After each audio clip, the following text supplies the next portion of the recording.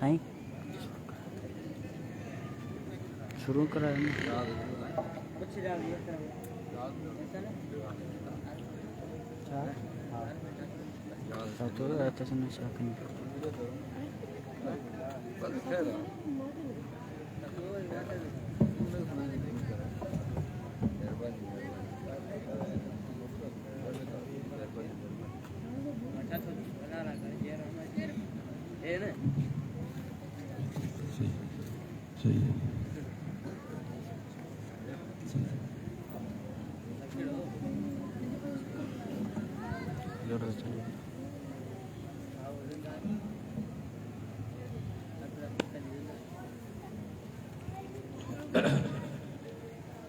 بر محمد وآل محمد بلندر صلوات اللهم صل على محمد وآل محمد.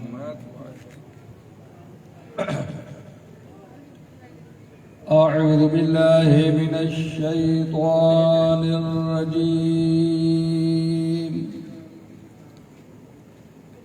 بسم الله الرحمن الرحيم.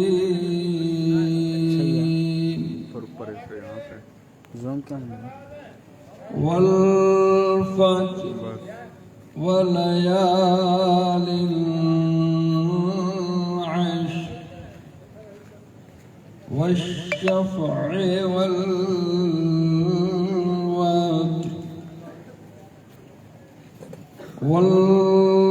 والليل إذا يسر هل في ذلك قسم لذي حجر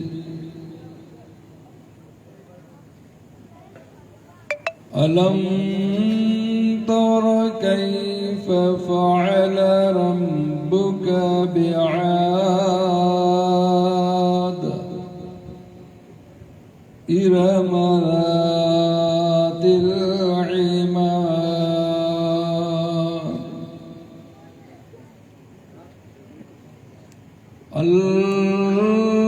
التي لم يخلق مثلها في البلاد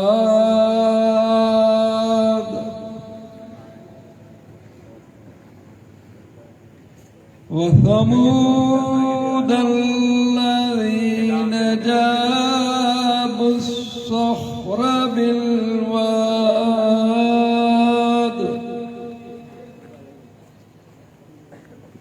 وفرعون ذي الأوتاد الذين طغوا في البلاد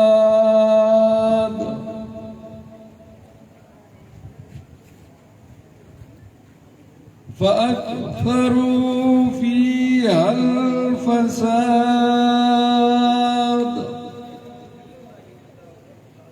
فصب عليهم ربك صوت عذاب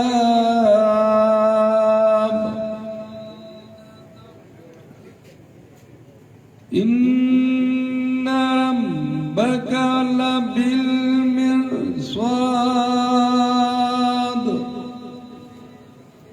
فأما الإنسان إذا ما ابتلاه ربه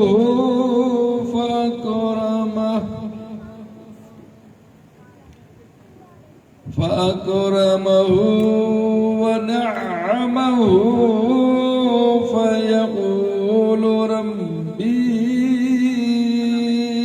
أكرمن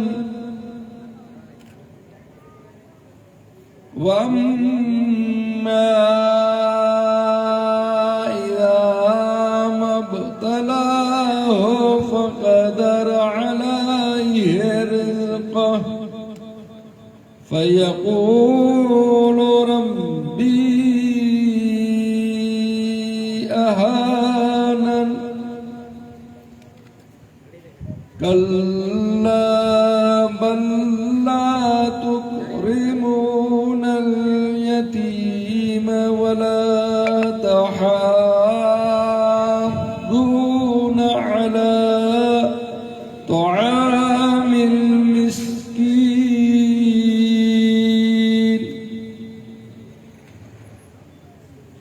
وتأكلون التراث أكلا لما وتحبون المال حبا جما صدق الله العلي العظيم بر محمد وآل محمد صلوات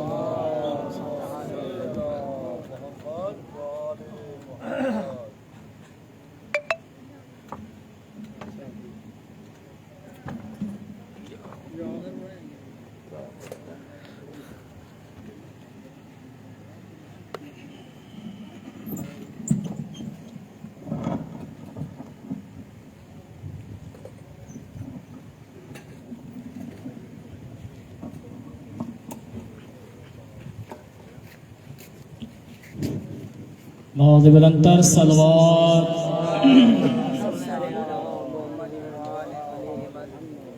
اعوذ باللہ من الشیطان الرجیم بسم اللہ الرحمن الرحیم گلی گلی میں علی کی صدائیں دیتا ہوں گلی گلی میں علی کی صدائیں دیتا ہوں میں منکروں کو یہی تو صدائیں دیتا ہوں علی کے ذکر سے جب تک ملی خوشی مجھ کو میں اپنی ماں کو ہزارے دعائیں دیتا ہوں مل کے نعرہ حیدری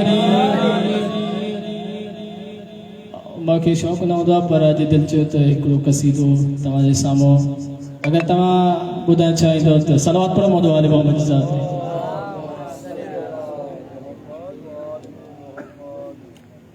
اے حسنین کے نانا اے حسنین کے نانا اے حسنین کے نانا اے حسنین کے نانا اے حسنین کے نانا اے حسنین کے نانا یا نبی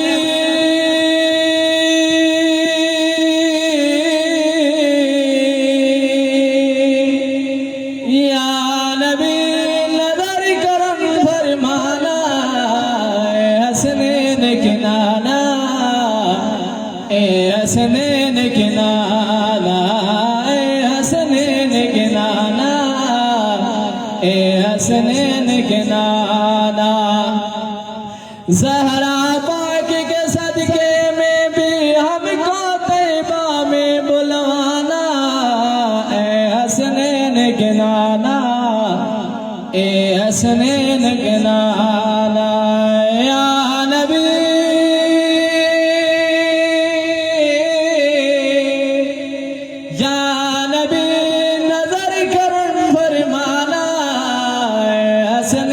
کے نانا اے حسنین کے نانا آپ کدھر کا ہوں میں بھکاری آپ میرے دادا آپ کدھر کا ہوں میں بھکاری آپ میرے دادا سارے رشتے ناتوں سے پیارا ہے اپنا دادا آپ تو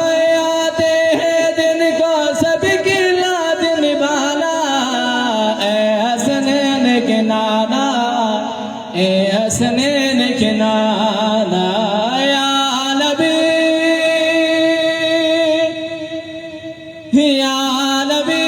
نظر کرم فرمانا اے حسنین کے نانا اے حسنین کے نانا اے حسنین کے نانا اے حسنین کے نانا سج گئی ہے میلاد کی محفل کیا ہے خوب نثارہ سج گئی ہے میلاد کی محفل کیا ہے خوب نظارہ کیف مستی میں ڈوبے ہے عالم سارا کیف مستی میں ڈوبے ہے عالم سارا ڈھونڈ رہی ہے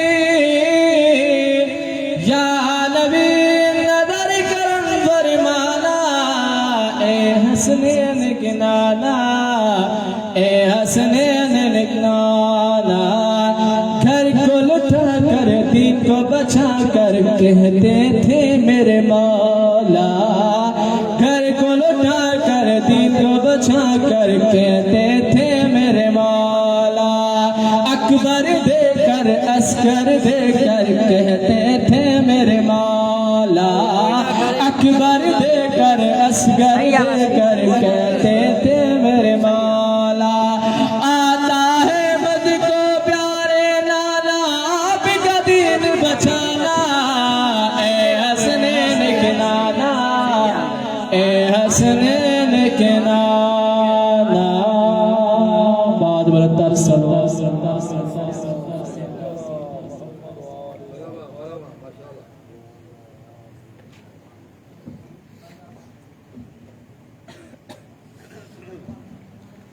بآواز بلند تر صلوات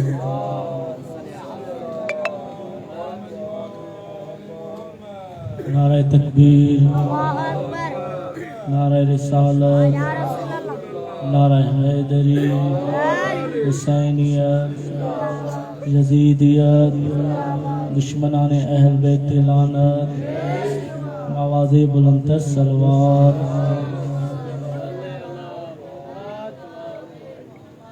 بے کسوں کے مددگار مولا علی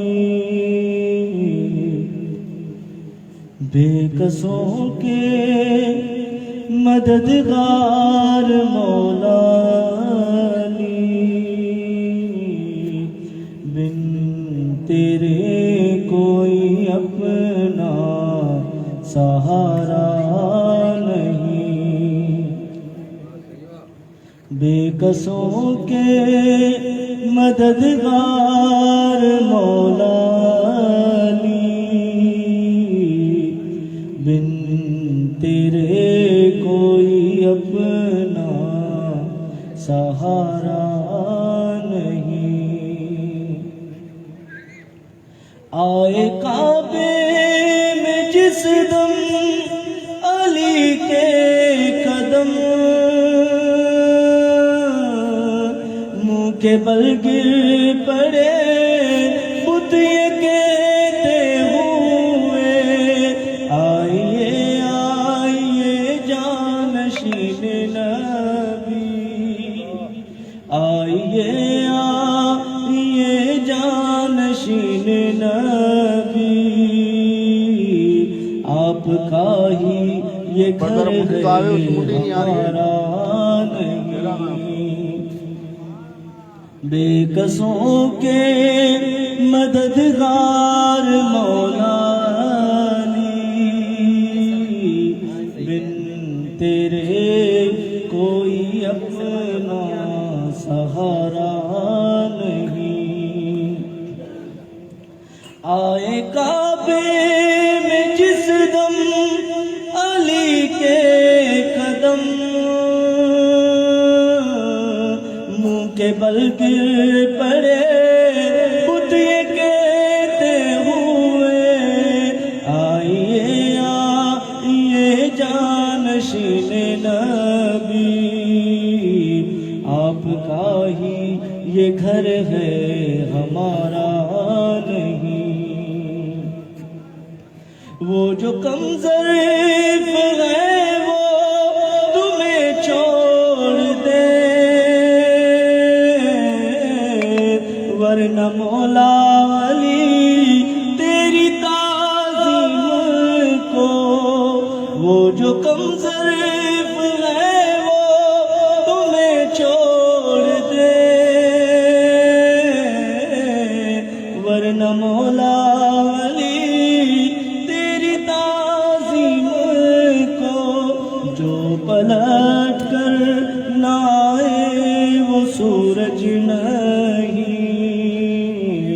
جو پلٹ کر نہ آئے وہ سورج نہیں جو چوکھٹ نہ چومے وہ تارا نہیں بلند تصور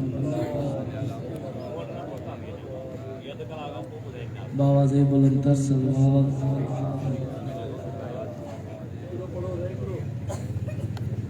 سر در آل محمد پر جھکانا چاہیے، سر در آل محمد پر جھکانا چاہیے، اپنے بچوں کو اپنے بچوں کو عزاداری سکھانا چاہیے، سر در آل محمد پر جھکانا چاہیے،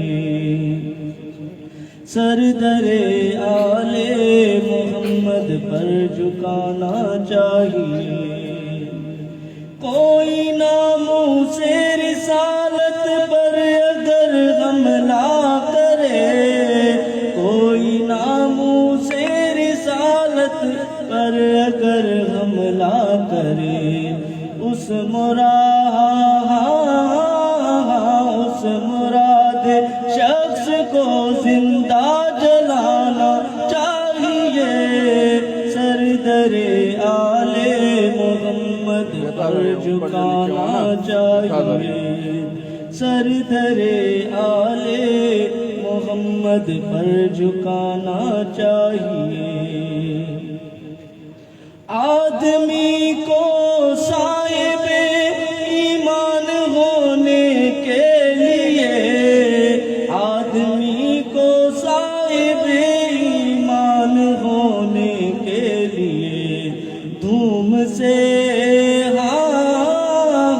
دھوم سے جشن ابو طالب منانا چاہیے، سر در آل محمد پر جھکانا چاہیے،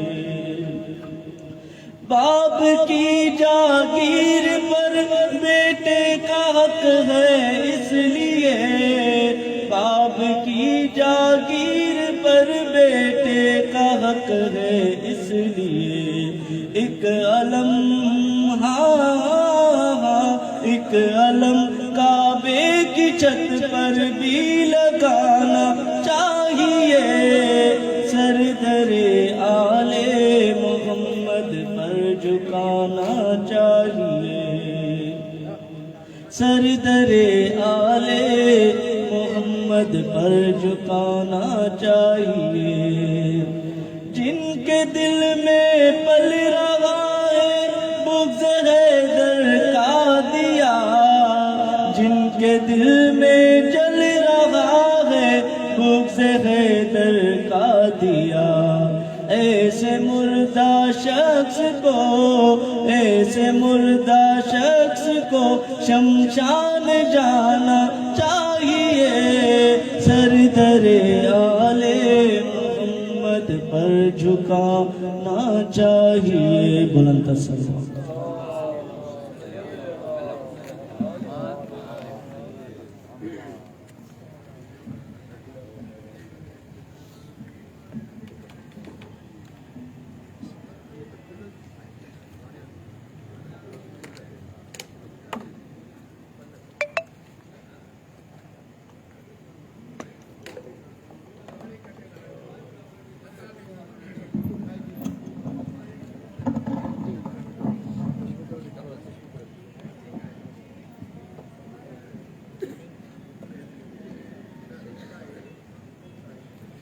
بسم اللہ الرحمن الرحیم، اللہم صل علی محمد وآل محمد وعجل فرجہ۔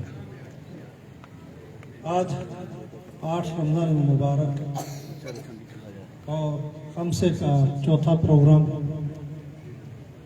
آج کا موضوع ہے اسلام کی اندرونی و بیرونی درپیش مسائل اور ان کا سدباب، یہ آج کا عنوان ہے، اور اس پر گفتگو کرنے کے لیے ہم نے مدعو کیا ہے حجت الاسلام والمسلمین آغائی ولی محمد چانڈیو صاحب، جو نائب پرنسپل ہیں مدرسے جامعۃ رضا روڑی، اور آغا سے بلا فاصلہ میں التماس کروں گا کہ آغا آئیں اور اس موضوع پہ گفتگو فرمائیں۔ بر محمد و آل محمد صلوات۔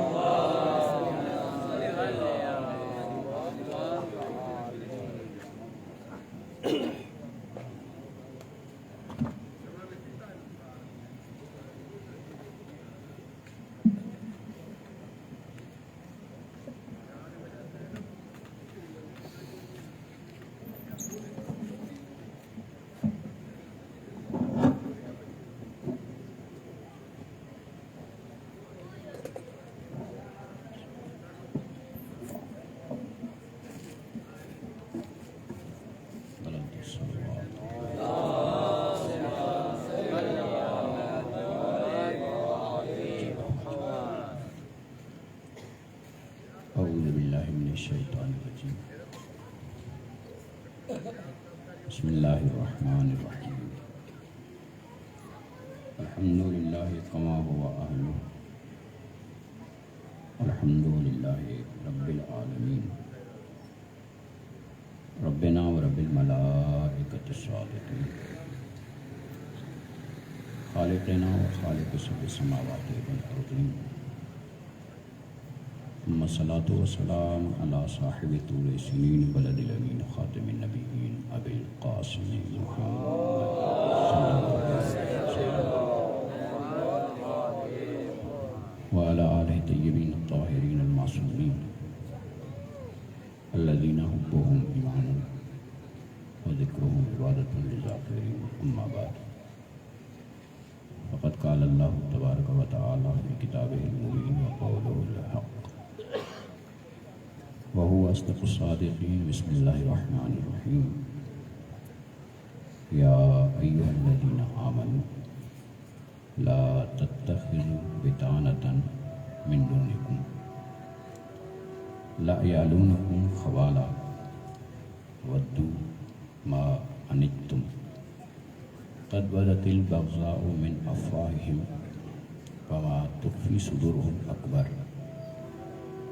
قد بينا لكم الآيات إن كنتم تعقلون ها أنتم أولئك تحبونهم ولا يحبونكم بلند الصلوات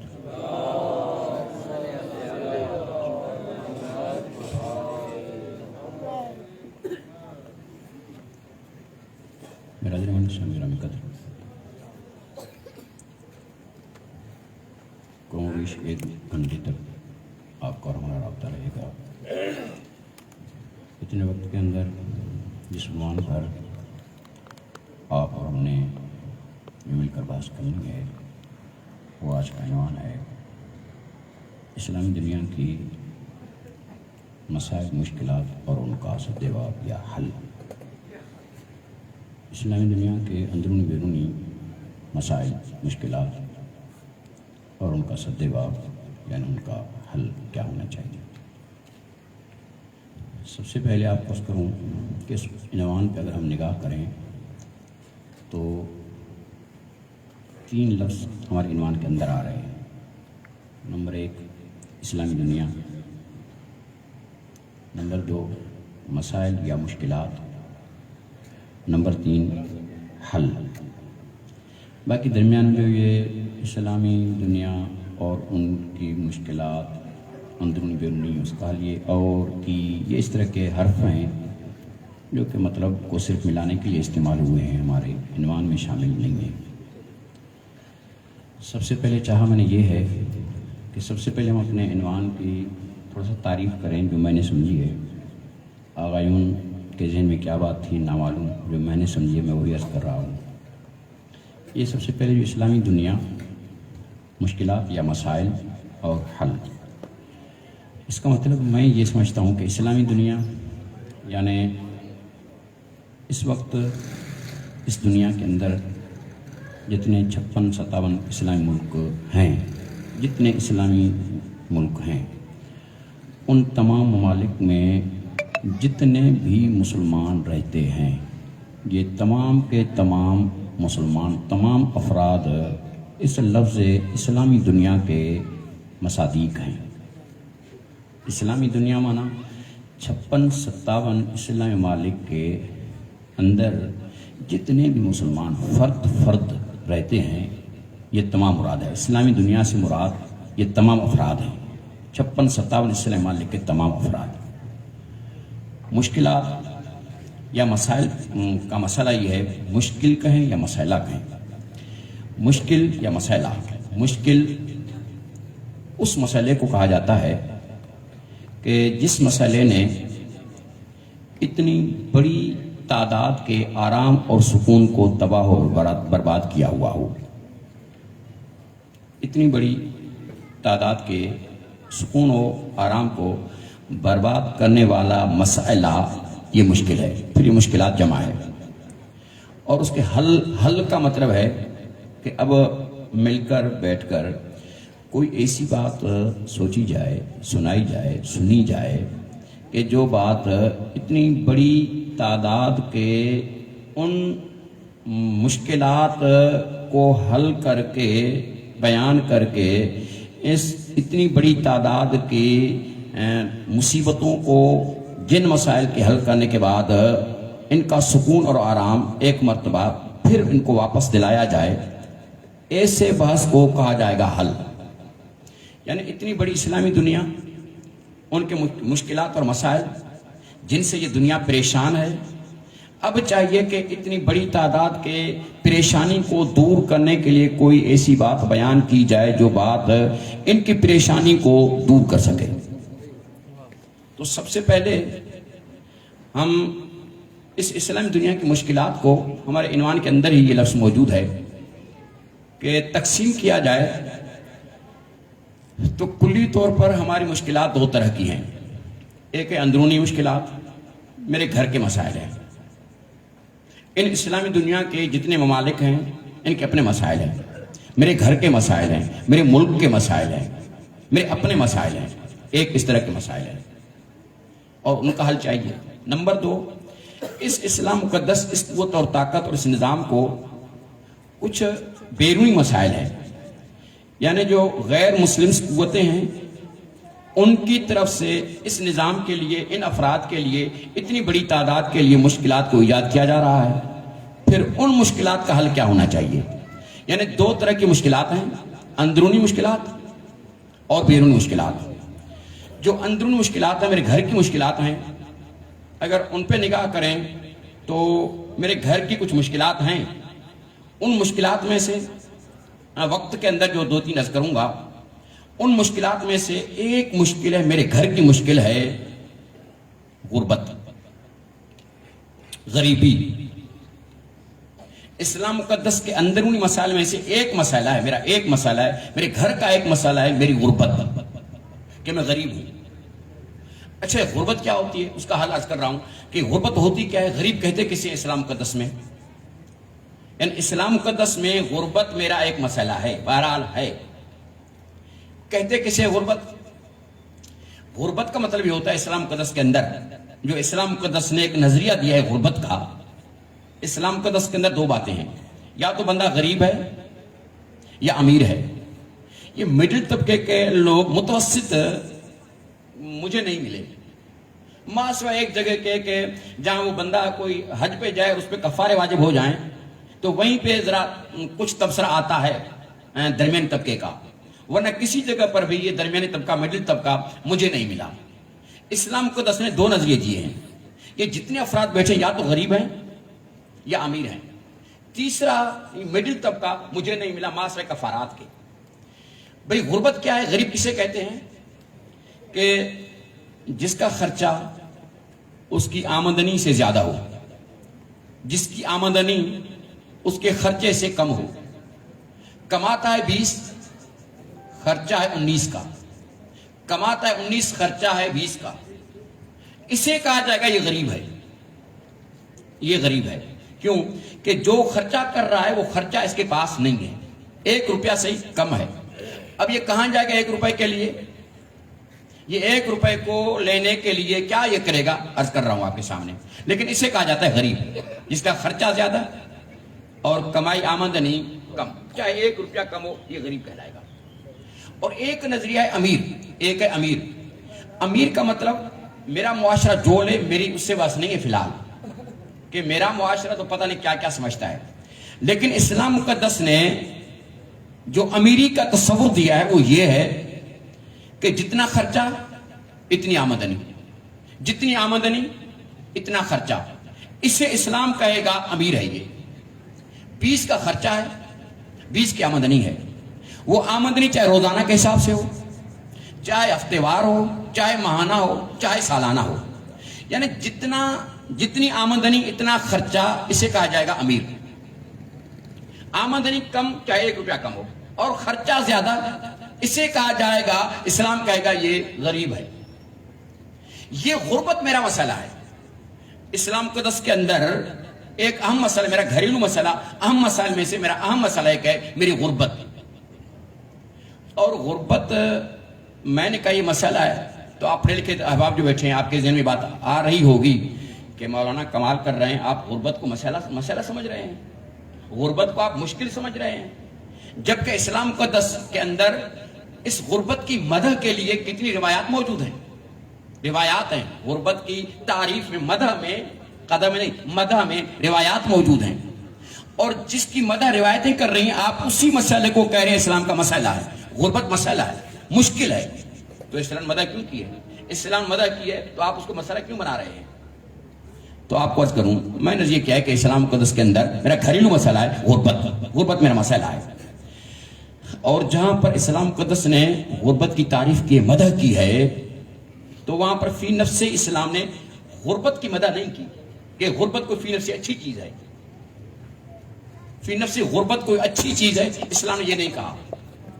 مدح کر کے اسلام نے فقط اتنا بتایا ہے کہ اگر تم غریب ہو, تمہاری آمدنی تمہارے خرچے سے کم ہے, تو ایسے حالات میں اپنی آمدنی پہ صبر کرو, کبھی بھی اللہ کے سامنے شکوہ نہ کرنا.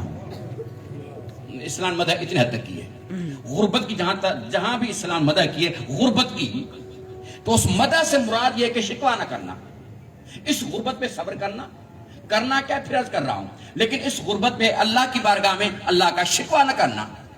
بس میں رزن بے قضا ہی میں راضی ہوں, مالک میں اسی پر ہی راضی ہوں. یہ ہے غربت, یعنی آمدنی کم ہے خرچہ زیادہ ہے, یہ غربت. اور معاف کرنا, یہ غربت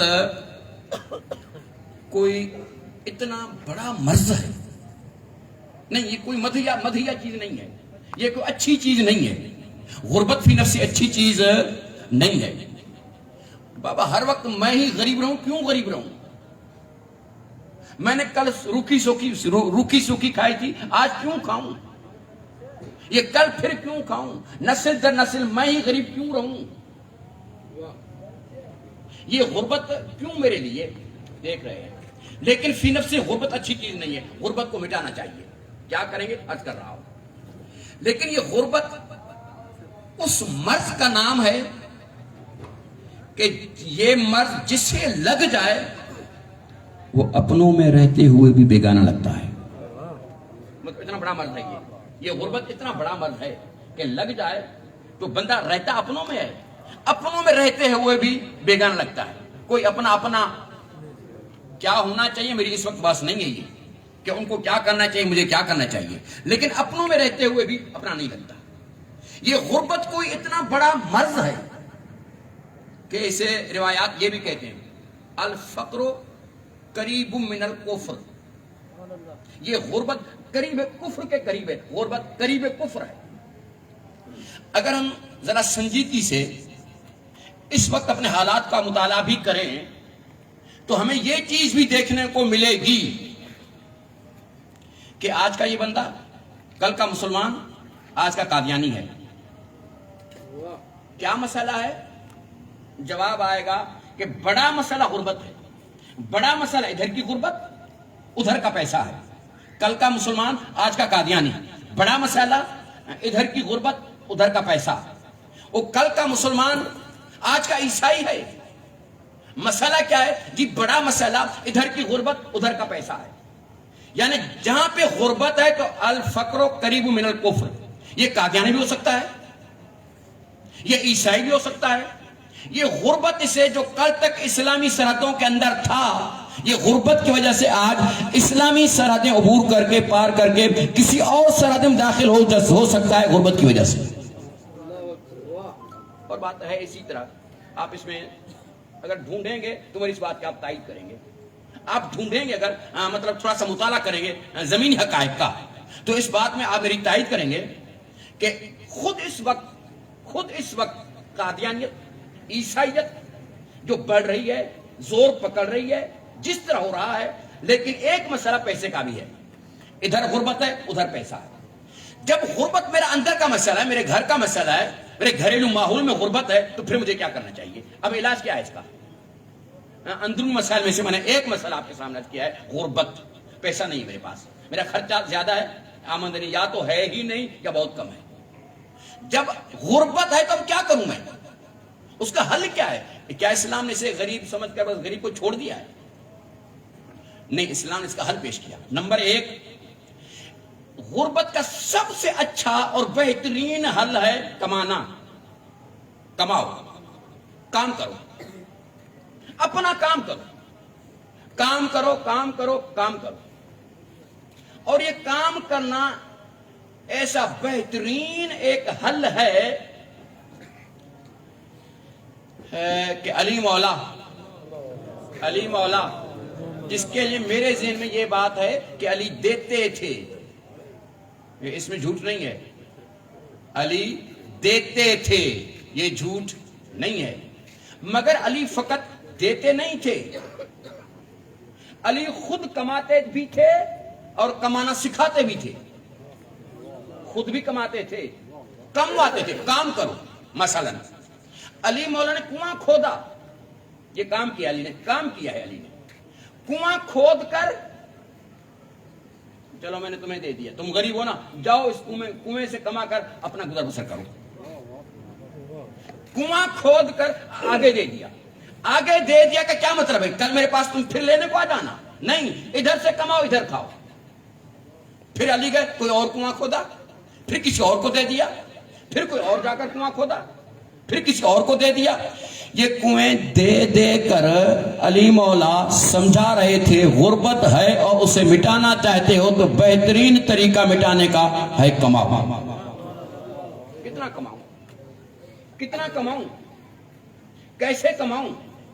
اگر اس پہ ہم نگاہ کریں دنیاوی نظاموں پہ، میرا مسئلہ غربت ہے، میں نے ایک حل پیش کیا ہے کمانا۔ کام کرو بیٹا، کام کرو۔ ایک جوان بیٹا خالی ہاتھ گھر کو باپ کے پاس نہ آئے۔ کماؤ، کام کرو۔ کہ کیسے کماؤں، کتنا کماؤں؟ جب ہم دنیا پہ نگاہ کرتے ہیں تو 3 طرح کے کل نظام سامنے آتے ہیں کمانے کے لیے، کمانے کے حوالے سے 3 طرح کے نظام سامنے ہیں۔ نمبر 1، کچھ نظام ایسے ہیں جو یہ کہتے ہیں جس طرح کماؤ جتنا کماؤ۔ بات سنیے، ایسے کماؤ ویسے کماؤ نہیں، جیسے کماؤ جتنا کماؤ، کماؤ۔ یہ بھی ایک نظام ہے۔ نمبر 2، ایک نظام ہے نہیں، جتنا جیسے کماؤ بس اتنا کماؤ، اس سے زیادہ نہیں کما سکتے۔ یہ بھی ایک نظام ہے، جتنا کماؤ جیسے کماؤ، کوئی رکاوٹ نہیں ہے۔ جیسے کماؤ اتنا کماؤ، زیادہ نہیں کما سکتے۔ تیسرا نظریہ اسلام کا، اسلام نے ان کے درمیان میں ایک راستہ دیا، کمانے کا راستہ دے کر اسلام کہتا ہے اس طرح کماؤ، اس راستے سے کماؤ جتنا کماؤ۔ حرام نہ کمانا، کمانا حرام طریقے سے کام نہ کرنا، کسی سے ٹھگی نہ کرنا، ملاپ نہ کرنا، کسی سے دھوکہ نہ کرنا، ناپ تول میں کمی نہ کرنا۔ اور صحیح کہتا ہوں واقعا، اگر ہم اسلام کو اس کا مطالعہ کریں نا، ماقبل امتوں میں سے جتنی امتوں پہ عذاب آئے نا، نماز نہ پڑھنے سے نہیں آئے، روزہ رکھنے سے نہیں آئے۔ جتنی امتوں پہ عذاب آئے، عذاب ان کاموں کی وجہ سے آئے جن کاموں کا رابطہ پبلک سے تھا۔ کس طرح کمانا تھا وہ طریقہ چھوڑا، کب کمانا تھا طریقہ چھوڑا۔ اسلام نے یہ طریقہ دیا ہے کہ جتنا کماؤ، جتنا کماؤ، مگر کمانا اس راستے پہ ہے جو راستہ میں نے تمہیں بتایا ہے، اسلام نے بتایا ہے۔ جی حلال طریقے سے کمانا، پھر جتنا کمانا۔ جی کمانے کے بعد اس کمائی کی وجہ سے بندہ اپنی غربت کا علاج کر سکتا ہے۔ ایسے کماؤ جتنا کماؤ، اس کے دوسرے لفظ میں یوں کہہ رہا ہوں، ایسے کماؤ، اس راستے سے کماؤ جتنا کماؤ، اس کے دوسرے لفظ یوں کہنا چاہ رہا ہوں کہ دیندار بنو، مالدار بنو۔ جتنا کماؤ، جتنا کماؤ، مالدار بنو، لیکن دیندار بن کر کماؤ۔ دین سے آزاد ہو کر نہیں کما سکتے۔ رستے طور طریقے اسلام آپ کو بتائے گا۔ ایک حل ہے کمانا، کام کرو اور کام کرو، والدین کی مدد کرو، کام میں ان کے کاموں میں کام آؤ۔ نمبر 2 جو اسلام نے حل پیش کیا غربت کا، ایک کمانا، غربت میرا اندر کا مسئلہ ہے، حل نمبر 1 حل کماؤ۔ نمبر 2 اسلام مقدس نے کہا کمانے کے بعد، اسلام نے کہا یہ تو غریب ہے، غریب یعنی اس کا خرچہ اس کے پاس نہیں ہے، تم تو امیر ہو نا، تمہارے پاس تو خرچہ ہے نا، ہے خرچہ، اب یہ کیا کرے، تمہیں کیا کرنا چاہیے؟ اب اسلام یہیں پہ لے آیا، جو غریب تھا اسلام نے صبر کا سبق پڑھایا، غربت کی مدح میں روایتیں پڑھ پڑھ کے اسلام نے صبر کا سبق پڑھایا، صبر کرو، شکایت نہ کرنا، کسی کے سامنے ہاتھ نہ پھیلانا، کسی سے مانگنے مونگنے نہ جانا، کیوں کہ اسلام مقدس میں بس اس جگہ پہ مانگنا جائز ہے جس جگہ پہ حرام کھانا جائز ہے، اس سے پہلے نہیں مانگا جا سکتا، اسلام میں نہ مانگو، کیوں یہ مانگتے مونگتے نظر آتے ہو تم، نہ مانگو، اور جب تم نماز میں کہتے ہو ایاک نعبد، بس تیری مدد، تو 10 روپے کے لیے ان کے سامنے ہاتھ کیوں پھیلاتے ہو؟ بس کو ایاک نعبد، خدا ہی دیتا ہے، خدا ہی دے گا اور خدا ہی دے گا، اسے کہا صبر کرو۔ مگر جو امیر تھا نا، معاشرے نے اس سے بات کی، کہا خبردار، میں نے اسے روکا ہے یہ نہیں مانگے گا، میں نے اسے منع کیا ہے یہ آپ سے نہیں مانگے گا، لیکن آپ کی ذمہ داری ہے، یہ آپ کا فرض بنتا ہے کہ زکوٰۃ تم دو، خمس، یہ مسئلے کا حل ہے نا، غربت میں معاشرے کا مسئلہ ہے، حل زکوٰۃ تم دو، خمس تم ادا کرو، جی صدقات تم ادا کرو، نذر نذورات تم ادا کرو، یہ جتنے واجبات مستحب جو پیسوں میں ہیں، جو ان چیزوں میں ہیں، ان تمام چیزوں کو ادا کر کے، خمس، زکوٰۃ، مستحبات، واجبات، ان تمام چیزوں کو ادا کر کے اپنے معاشرے کے اندر سے اس غربت کو اپنی موت آپ مار سکتے ہیں، لیکن یہ تم سے نہیں مانگے گا، یہ تم سے نہیں مانگے گا۔ تم نے کیا کرنا ہے؟ تم نے خمس ادا کرنی ہے، تم نے کیا کرنا ہے؟ امیر سے کہا تم نے کیا کرنا ہے؟ تم نے زکوٰۃ دینی ہے، امیر سے کہا تم نے کیا کرنا ہے؟ یہ تم نے صدقہ دینا ہے، امیر سے کہا یہ غریب ہے، یہ آپ سے نہیں کہے گا کہ میرے پاس افطاری نہیں ہے، یہ تم امیرت تمہاری ڈیوٹی بنتی ہے، تم اس سے یہ نہ پوچھو کہ روزہ رکھا ہے کہ نہیں رکھا، تم یہ کوشش کرو کہ اسے افطاری پیش کرو، یہ تم سے نہیں کہے گا۔ جب اسلام نے کہا خمس ادا کرو، غربت مٹاؤ، خمس ادا کرو، غربت مٹاؤ، زکوٰۃ ادا کرو، غربت مٹاؤ، صدقات ادا کرو، غربت مٹاؤ، یہ جو واجبات ادا کرو، خدا بندہ کمایا میں نے، پیسہ میرا ہے، اگر میں خمس دوں تو اس کا مطلب ہے جی 20واں حصہ بچت، 20واں حصہ پیسہ میرا، کمایا میں نے، کھایا، کھانے کے بعد اگر بچ گیا ہے تو اس کا 20واں حصہ 100 میں 20 روپے اٹھا کر غریب کو دے دوں، جی تمہیں غریب کو دینا پڑے گا، جی زکوٰۃ ہے، جتنی میری گندم ہے 10واں 15واں کے 20واں حصہ، مالک کمائی میری ہے، کمائی میری ہے، آمدنی میری ہے، میں 15واں 20واں یا 10واں حصہ اس غریب کو دے دوں، یہ آپ کو غریب کو دینا پڑے گا۔ یہ صدقے کا مطلب یہی ہوتا ہے، صدقہ تمہیں دینا پڑے گا۔ نذر نذورات، نذر مانا کرے میرا فلاں کام ہو جائے گا، خدا بندہ یہ میں صدقہ دوں گا، نذر مانے، وہ بخار اتر جائے گا، بخار کے ڈاکٹر کے پاس جانا پڑتا ہے نا، جانا پڑتا ہے، ادھر جا کر ہم پیسہ خرچ کرتے ہیں، جیسے وہیں پہ جا کر پیسہ خرچ کیا جا سکتا ہے اور کرتے ہیں، اسی طرح یہ بھی کہ خدا بندہ میرا بخار اتر گیا تو نظر کرتا ہوں کہ صدقے کے طور پر، نظر کے طور پر میں 50 روپے، 100 روپے، 500 وہ کسی غریب مسلم کو دے دوں گا۔ مالک کمایا میں نے، پیسہ میرا ہے، یہ میرے لیے تو مسئلے کھڑے کر دیے، یہ میری کمائی وہ کیوں لے جائے، پیسہ میرا کیوں اسے دوں میں؟ اگر ہم صحیح کہہ رہا ہوں، اگر یہ خمس، لفظ خمس، زکوٰۃ، صدقات، نذورات یہ ہٹا دیں، فی الحال ہٹا دیں، بس یہ نہیں ہے، بس آپ کی میری زندگی کے جو مسائل ہیں نا، آپ کی میری زندگی میں جتنے مسائل ہیں اس پہ نگاہ کریں گے، ان مسائل میں بھی خرچہ اسی طرح ہی ہوتا ہے، جی माह रमजान में जी शाम को इफ्तारी चाहिए। जी हम चले गए, जी जाकर हमने हिंदवाना खरीद किया, खरबूज हिंदवाना खरीद किया, तरबूज खरीद किया, ये चीजें खरीद की, केला खरीद किया, जी माल्टा खरीद किया, ये चीजें मैंने खरीद की। मैंने उसे कहा 5 किलो का तोल, उसने तोले 5 किलो, मुझसे पैसे लिए 5 किलो के, 4 किलो का लेगा पैसे के 5 किलो तोला, 5 किलो को पैसे दो।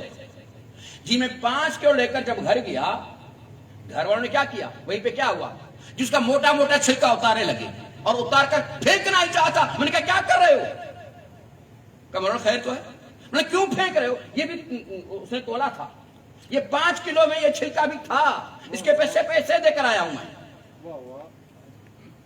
वो जो माल्टा था नारंगी, इसे छिलका उतारते हम लोग यार, उतारते हैं, उतारा फेंकना चाह। मैंने कहा क्या कर रहे हो यार तुम, मैंने पैसे दिए इसके। हत्ता कि प्याज लेता हूं, प्याज यार छिलका उतारता हूं। हत्ता कि मुर्गी लेने गया, मुर्गी, मैंने कहा एक मुर्गी तोलो, उसने मुर्गी तोली, जी इतने पैसे। जब काटने के बाद उसकी आलाइशें, उसके परोबार सारे उतार दिए, वजन वो नहीं रहा। मैंने कहा ये क्यों उतारे, इसे भी तो तूने तोला था।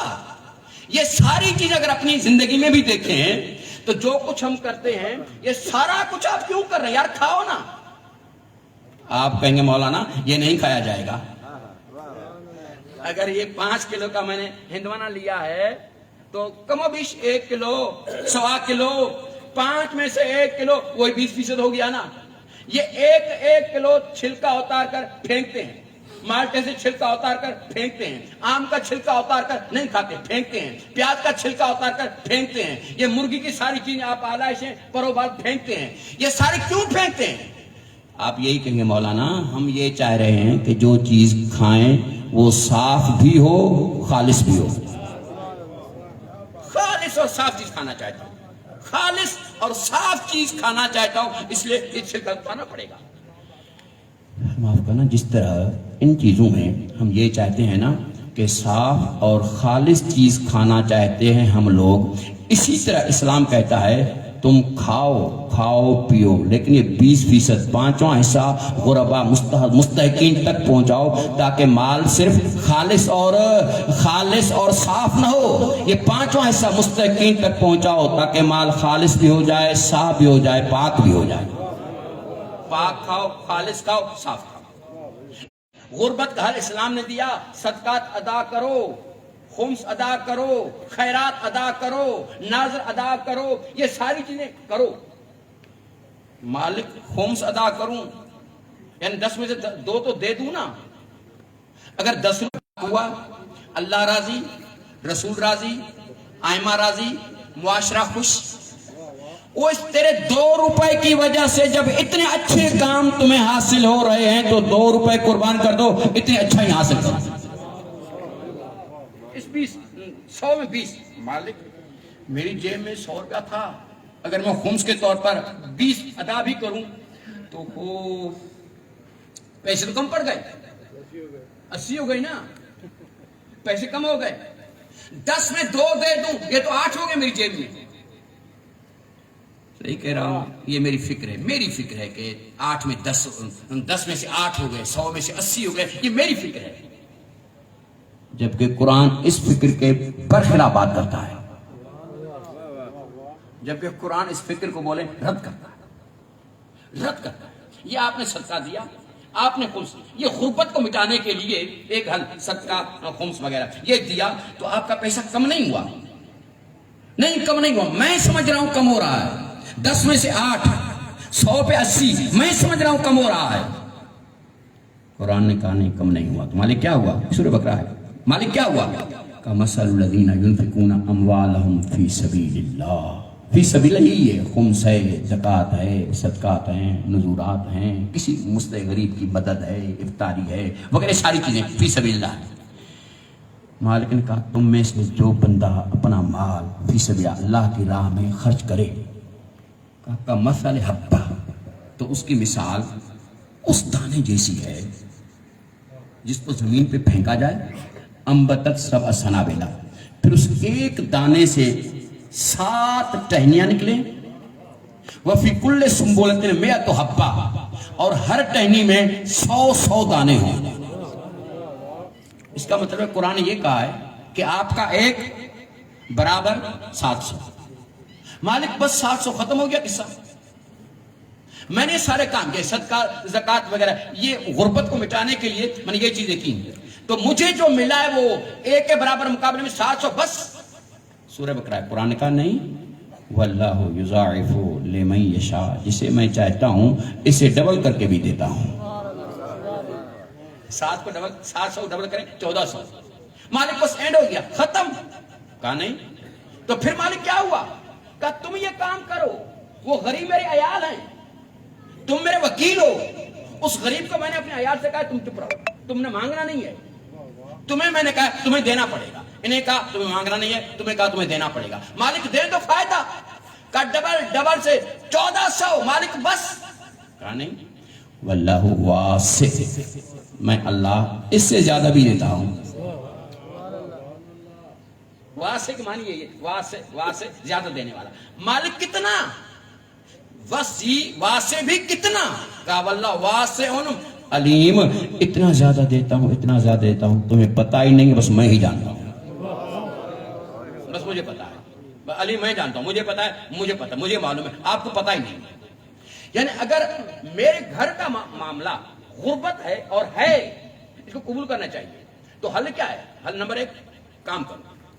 नंबर 2, ये इस्लामी एक साथ के अंदर जो मसाइल इस्लाम बयान किए उन पे अमल करें, वाजिबात को अदा किया जाए, वाजिबात शरिया, वुजूहात शरिया को अदा करें, ज़कात खुम्स को अदा करें, ये मामला ठीक हो जाएगा। और सही कह रहा हूं, इस्लाम मुक़द्दस ने अमीरों पे ये चीजें जो मैंने आपके सामने अर्ज की ये रखी हैं, तो यही मिक़दार रखा है जो मैंने आपके सामने अर्ज किया है। खुम्स वही 5वां हिस्सा, ज़कात वही 10वां, 15वां, 20वां हिस्सा। इसी तरह है ना, अगर गंदुम है तो ये इसे इस्लाम ने बयान फरमाए हैं। ये इतने हिस्से बयान करना इस बात की दलील है कि मेरे मुआशरे का अमीर अगर ये हिस्सा अदा करता रहे तो मेरे मुआशरे में कोई गरीब रहेगा ही नहीं रहेगा। अगर इस तरह का मामला होता कि गरीब ज्यादा होते और ये हिस्सा होता कम, तो इस्लाम मुक़द्दस ये हिस्सा ऐलान न करता। इस्लाम का ये ऐलान करना दलील है कि ये पूरा कर सकता है, मेरे मुआशरे की पूराई ये कर सकता है, मगर मुझे अमल तो करना पड़ेगा। नंबर 1, मेरे अंदर का मसला है गुर्बत, हल कमाओ, वाजिबात अदा करो। नंबर 2, मेरे अंदर का मसला है जहालत। नंबर 1 गुर्बत, नंबर 2 जहालत। बड़ी माजरत के साथ बात कर रहा हूं मैं। मेरे अंदर का मसला, मेरे घर का मसला है जहालत। जहालत की 2 मानी है। नंबर 1 तो मेरे नबी ने फरमाया था, नबी खुदा सल्लल्लाहु अलैहि वसल्लम ने फरमाया था कि मन माता वलम यारिफ इमाम ज़माने ही फ़क़द माता मीततन जाहिलिया। एक हदीस ये है, इस हदीस में जो जहालत से मुराद है, मेरी बस इस जहालत से नहीं है और इस जहालत से भी बस भी नहीं करूंगा, नहीं मेरा इन्वान है। तो फिर क्या मतलब है आपका जहालत से? मेरे घर का मसला है जहालत। जहालत माना अदमुल इल्म मिम्मन लौल इस्तेदादु लिल इल्म।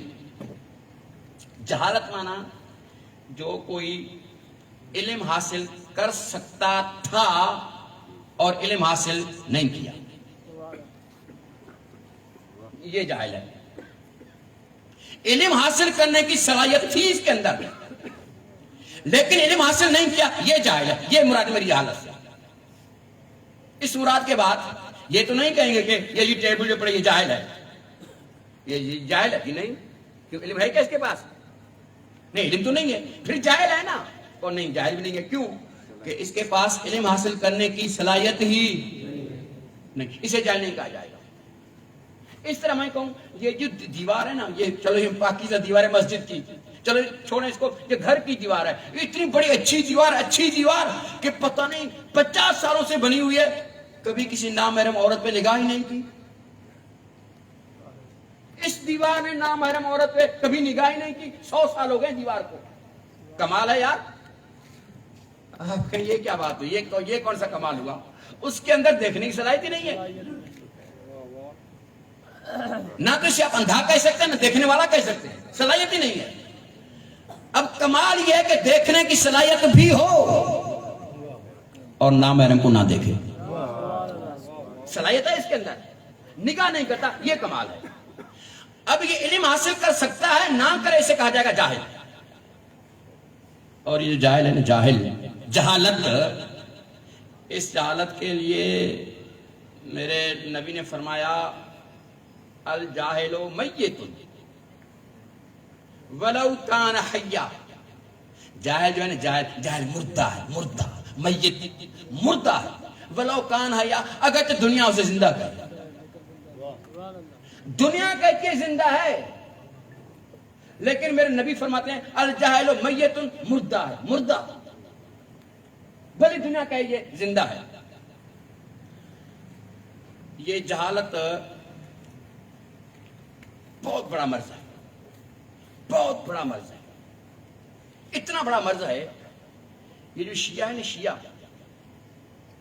شیعہ سنی کا دشمن نہیں ہے,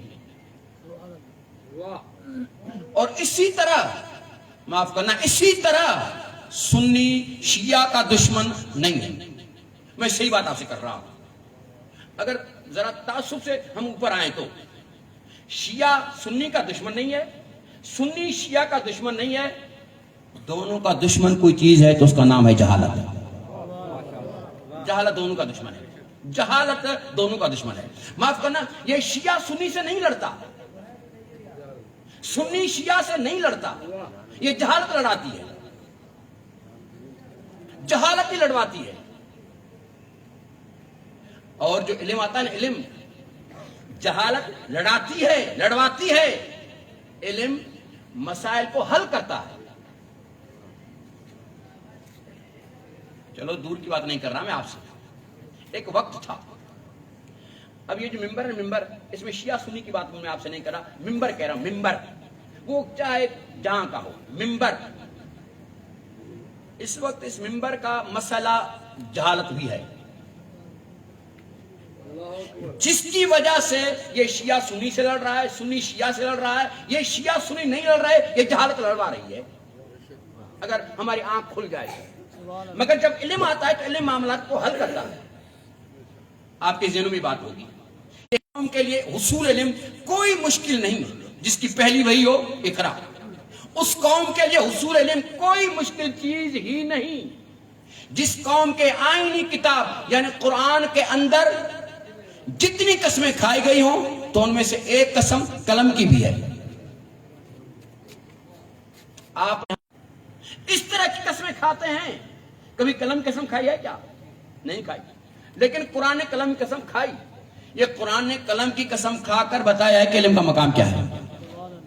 اس قوم کے لیے حصول علم مشکل نہیں ہونا چاہیے کہ جس قوم کا نبی کیا حال ہے جو ہے آپ کے سامنے ہے.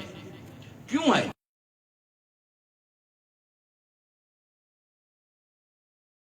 معذرت کے ساتھ حل سدے باپ, خوبصورت ترین مساجد بنا کر خوبصورت ترین میناریں بنانے سے علم نہیں آئے گا.